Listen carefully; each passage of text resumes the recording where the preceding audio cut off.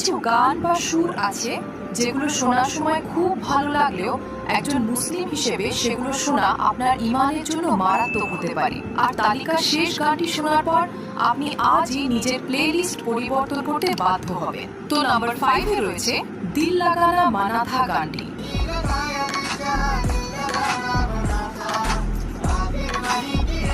যেখানে আল্লাহ ছাড়া অন্যকে সিজদা করার কথা বলা হয়েছে। নাম্বার 4-এ আছে তুঝ মে রব দিখতা হে গানটি।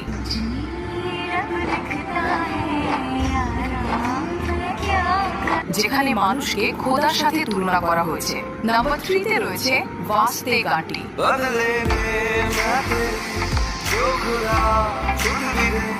যেখানে জান্নাত এবং ঈমান দেওয়ার মতো ভয়ানক কথা বলা হয়েছে। নাম্বার 2-তে আছে আতিফ আসলামের তেরে লিয়ে গানটি।